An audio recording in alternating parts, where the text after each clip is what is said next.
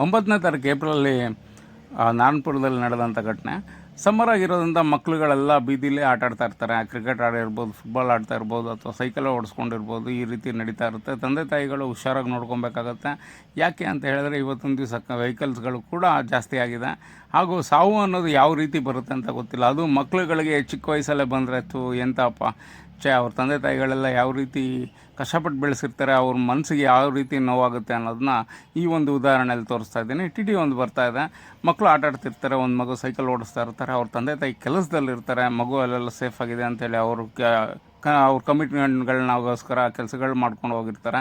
ಇಲ್ಲಿ ಒಂದು ವ್ಯಕ್ತಿ ಬೈಕನ್ನು ನಿಲ್ಲಿಸ್ಕೊಂಡಿದ್ದಾರೆ. ಈ ಸೈಕಲಿಂದ ಬಂದಂಥ ವ್ಯಕ್ತಿ ಪಾಪು ಇಲ್ಲಿ ನೋಡಿ, ಅಲ್ಲಿ ನಿಯಂತ್ರಣ ತಪ್ಪಿಬಿಡುತ್ತೆ. ಮುಂಚೆ ನಿಯಂತ್ರಣ ತಪ್ಪಿ ಅಲ್ಲೋಗಿ ಬಿದ್ದು ಆ ಟಿ ಡ್ರೈವರ್ಗೂ ಗೊತ್ತಾಗಲ್ಲ. ಯಾಕಂದರೆ ಹಿಂದೆ ಬಿದ್ದಿರೋದ್ರಿಂದ ಎಕ್ಸ್ಪೆಕ್ಟು ಮಾಡಿರಲ್ಲ. ಮೋಸ್ಟ್ಲಿ ಇದು ಎದೆ ಮೇಲೆ ಹೋಗಿರೋದ್ರಿಂದ ಇಂಟರ್ನಲ್ ಇಂಜುರಿಯಿಂದನೇ ಹಾರ್ಟಲ್ಲಿ ಏಟಾಗಿ ಇದಾಗಿರ್ಬೋದು, ಅಥವಾ ತಲೆಗೆ ಮೇಲೆ ಹೋಗಿದ್ರೆ ತಲೆ ಇಂಟರ್ನಲ್ ಇಂಜುರಿಯಿಂದ ತಿರೋಗಿರ್ಬೋದು. ಸಾವು ಅನ್ನೋದು ಇಷ್ಟು ಈ ಚಿಕ್ಕ ವಯಸ್ಸಲ್ಲೇ ಬಂದಾಯಿತು. ಪಾಪ ಅವ್ರ ತಂದೆ ತಾಯಿ ಎಷ್ಟು ಕಷ್ಟಪಟ್ಟು ಬೆಳೆಸಿರ್ತಾರೆ, ಯಾವ ರೀತಿ ಇದು ಮಾಡ್ತಿರ್ತಾರೆ, ತುಂಬ ಬೇಜಾರಾಗೋಗಿರ್ತಾರೆ. ದಯವಿಟ್ಟು ನಿಮ್ಮ ಮಕ್ಕಳುಗಳೆಲ್ಲ ಇದ್ರ ರೀತಿ ಆಟ ಆಡ್ತಾಯಿರ್ತಾರೆ. ದಯವಿಟ್ಟು ಆ ಕಡೆ ಕೂಡ ಗಮನ ಕೊಡಿ. ಇಂಥ ಬರೀ ನಮ್ಮ ಮಕ್ಕಳು ಅಂತ ನೋಡೋದು ಬೇಡ, ಬೇರೆ ಮಕ್ಕಳುಗಳನ್ನ ನೋಡಿ ಅವ್ರಿಗೆ ಯಾವ ರೀತಿ ಆಟ ಆಡಿಸ್ಬೇಕು, ಯಾವ ರೀತಿ ಇರಬೇಕು ಅಂತಲೂ ಕೂಡ ನಾವು ಹೇಳ್ಕೊಡ್ಬೇಕಾಗತ್ತೆ.